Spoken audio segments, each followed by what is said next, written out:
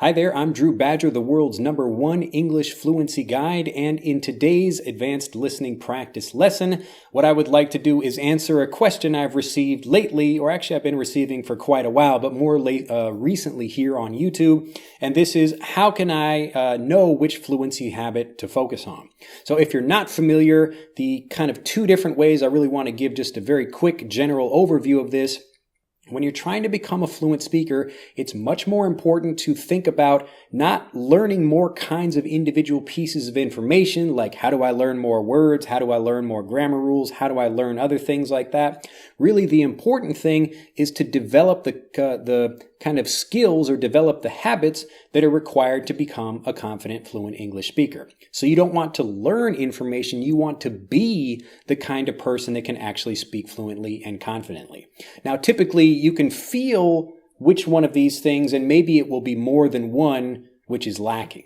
So if you just kind of go through the different steps, when I try to think about where does the struggle begin for you? So if you think about the English fluency habits, and you can learn more about those right here on YouTube. Actually, if you watch a video, maybe a few videos before this one, I forget which one, but it's something called the 7 English fluency habits, or what are they? So I recommend you watch that video to learn more about them specifically. But this video is just talking more about like evaluating, testing your own habits and thinking about how you can become a more confident speaker by figuring out what your weakest habit is. Because all of these habits work together, and just like a chain, if you think about the links of a chain, if one of the links is weak, then the whole chain becomes weak. So if you can maybe know a whole bunch of words, but you have no confidence, then you won't be able to speak fluently. So a lot of people in this case, maybe they lack confidence, but they continue to study more words. You're making basically that link in the chain stronger,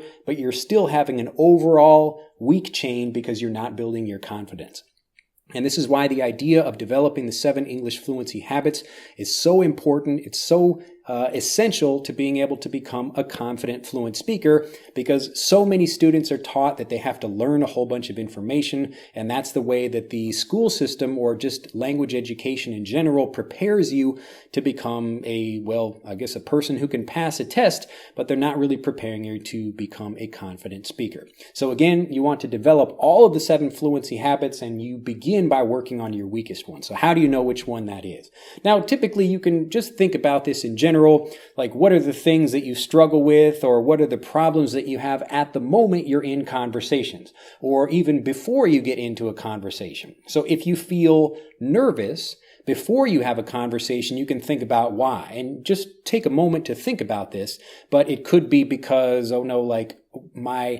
I will forget what I want to say, or my words will not come into my mind at that time, or I will have to translate in my head, or I won't be able to remember how to use grammar rules, other things like that. But there's typically 1 or 2 reasons why you're feeling nervous about a particular thing. So if it's maybe my pronunciation, I'm worried about that. Like maybe somebody laughed at me one time because my pronunciation was a little bit bad, and now I'm feeling self-conscious about that. So I'm less likely to want to speak in conversation. So if you take a moment and kind of think about that for yourself, you can really judge fairly well whether or not that something is like a good habit that's maybe your weakest one. And again, some people have more than one weak habit, and that's why it's important to improve all of them so that you can develop the habits that a native speaker has. But if you just walk through them, you can kind of begin with maybe the first one, which is listening. Now, listening is the #1 habit, or maybe not the #1 in importance, but it's typically the first thing I work on, because if you don't understand what other people are saying, then you won't be able to have any conversation with anybody else. It won't matter what your pronunciation is, or how you speak, or your grammar, or anything like that. So if I've got only 5 fingers over here, I should be holding up 7 like this, but we're just looking at these. But really the first one you should start thinking about, if you're working through them, is your listening ability. Now, if you have the ability to understand what I'm saying, that's great. If you also have the ability to understand what people are saying in movies and TV shows and other things, then that's fantastic. Then you can forget about listening. You've already got that. You don't need to sit and listen to any more listening practice exercises. You can move on to the next thing. So you work through each of the habits like this, and we show people how to do this with our English Fluency Habit Guides. So all 7 guides that people can find at EnglishofAnyone.com. But just thinking about this for yourself, if you, again, have thought about maybe your listening is just fine, we can move on to pronunciation and grammar and vocabulary, other things like that. When you work through each one of these, it will tell you, okay, this is the one, like this one and this one is okay, but this one, maybe pronunciation or grammar is the one I'm struggling with. So I don't want to give you too much information about that, but this is how you do it. You kind of think about each habit individually, and also not just a logical thinking about it, but you can also think about how does it make me feel when I think about each one of these things? So when I have to sit and listen to a speech, how do I feel about that? Do I feel nervous about that because I won't be able to understand anything? Or do I not feel nervous because I understand everything very well? How do I feel about being able to use complex grammar automatically and correctly without thinking in conversations? If you feel great about that, you feel confident about that, then that's not a problem for you. But maybe you feel like your words are not sounding very natural, or you feel like your pronunciation is a little bit difficult to understand. All of these things, again, how they make you feel are really good indicators of what you should be working on. So again, my learners, the reason they become fluent quickly, especially my personal students that have been learning with me for a long time, it's because they understand this idea. The difference between trying to do more things, try to learn more pieces of information, and trying to be someone who's a confident, fluent English speaker. So just like you would model the behavior of a millionaire, you would do what they do if you want to become a millionaire also, you have to do the same thing. By learning like native English speakers, this is what's going to help you become a confident, fluent English speaker much faster. So take some time today, go through this process, maybe think about the 7 fluency habits, go back and watch that other video to learn more about what these are, or learn more about that at EnglishAnyone.com.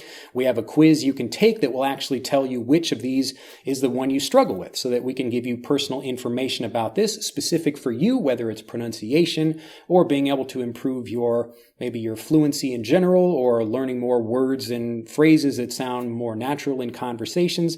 All of these things, we can help you with that at EnglishAnyone.com. You can click on the link in the description for that. Well, that's the end of this lesson. Again, I don't want to give you too much information, but think about these things today. Think about what they are logically and then how they make you feel. And then come back, like this video, share this video with a bunch of people that are also trying to improve their English, but they can understand this video, and become a subscriber to the YouTube channel so you can get more information, more videos when we release them.